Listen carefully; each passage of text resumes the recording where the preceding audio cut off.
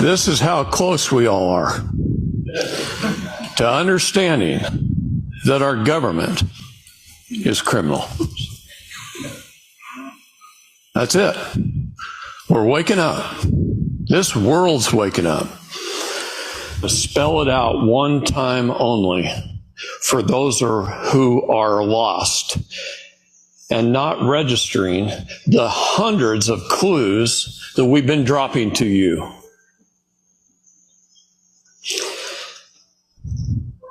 Here we go. One time. Pay close attention. You are watching a movie. A lot of what you are seeing is completely bullshit and fake. I'm quoting this, guys. It's so outrageous on purpose just to get your attention.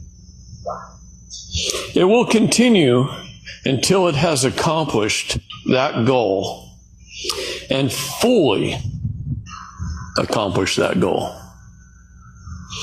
There is no Biden presidency.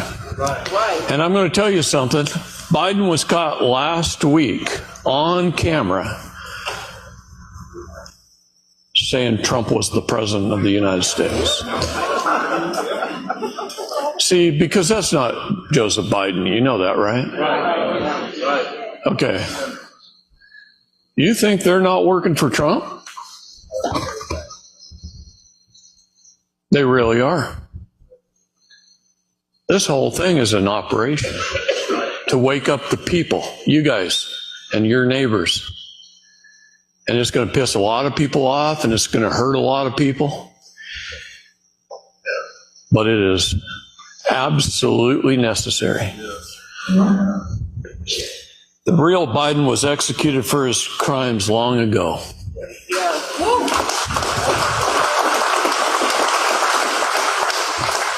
Along with Clinton. That woman in the purple the other day wasn't Hillary Clinton. You're seeing actors, and some have masks. That's why Biden keeps referring to himself as the mask president. This means they are the good guys in this movie and on the team of freedom. The entire election was fake. Without Biden becoming president and President Trump, you think he's stepping down, guys? Do you think he did? No, he didn't. Let me tell you an interesting thing that is, most of you probably haven't noticed. I hope you all have in this room, but I'm speaking generally, that the Americans haven't noticed. When President Trump flies somewhere to a rally, lots of people show up. But when he flies on Trump Force One, the plane he ordered to replace the new presidential plane. Remember him showing the plane that he ordered? Told how much money it was and what a deal he got on it from Boeing? Remember that? And that's the plane he flies on. He doesn't always fly on his own Trump private plane. He flies on Trump Force One. And along with Trump Force One flies a C-135 full of an entire motorcade, full of Secret Service. And he gets out and he drives, and there's a long line of cars to where he's going. And Secret Service have been there and checked everything out first, because they're the best, most efficient security team in the world. And if he has to make a little jaunt, Marine One flies with him. And you'll see 3 planes in the air. You'll also see 2 fighter planes. 2 F-35s on each side. And that's how Trump goes around this nation.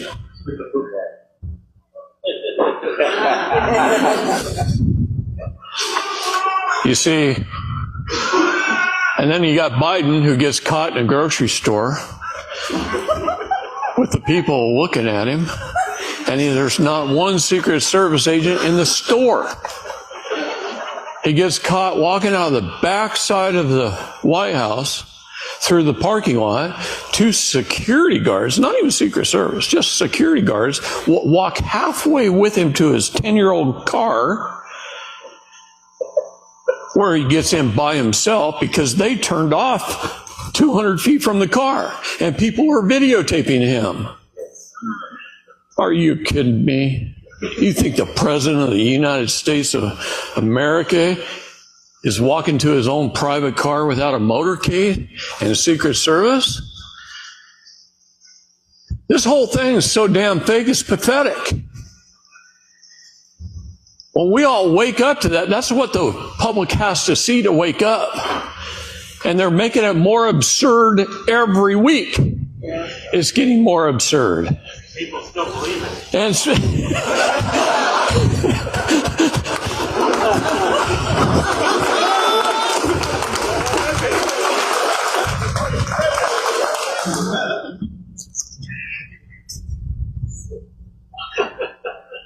he had a fake inauguration. It wasn't done at the right time. He didn't say the right things, and he only took one of the three oaths. They started up after they, well, here, I'll just read this one. As of 15th of December at midnight in 2021, the United States, Inc. was officially bankrupted. The very next day, they started up the White House Office, Inc., a new corporation under the District of Columbia. Bonnie in prison and me here have been studying the laws of the District of Columbia, and we've read every one. And I'll tell you some of the things we've learned. It's absolutely amazing. The amazing thing is, even the U.S. Inc. had no power. Since this country's been a corporation,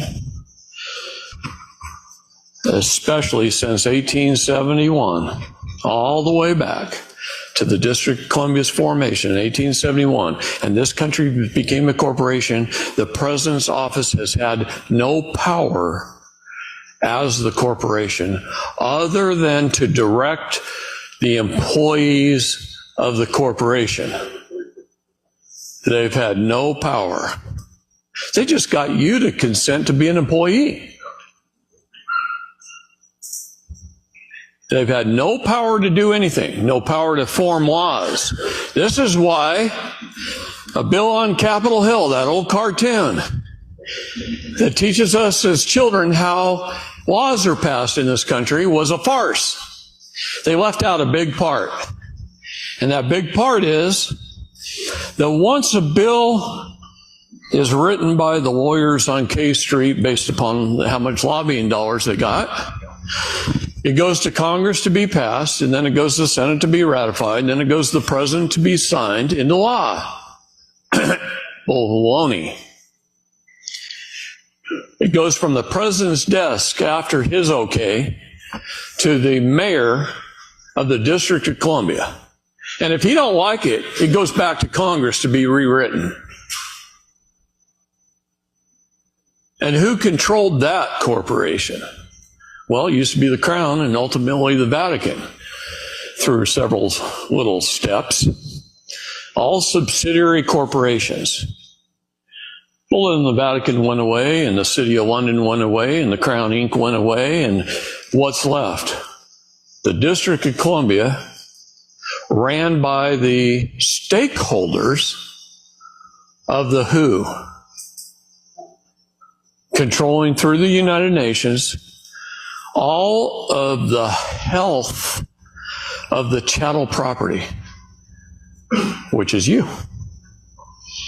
And through that, through the Department of Health and Human Services, they hold the bond paper of about $100 billion each.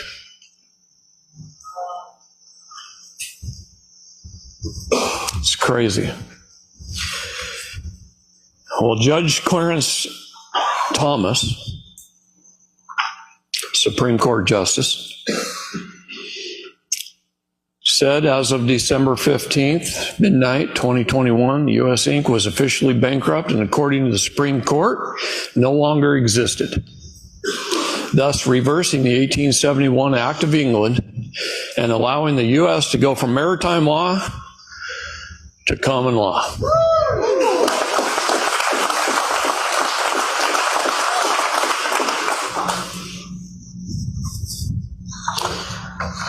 That's a big deal. It's a very big deal. I'm going to jump back to 1983 for just a minute. Because we're talking about, for a short period of time this morning, very short, I'm not going to go into it very much, this one world government we're under, that none of us wanted, that really only exists on paper, not in our minds and hearts, right? Right. Okay. Public Law 98-166, under 97 Stat 1096.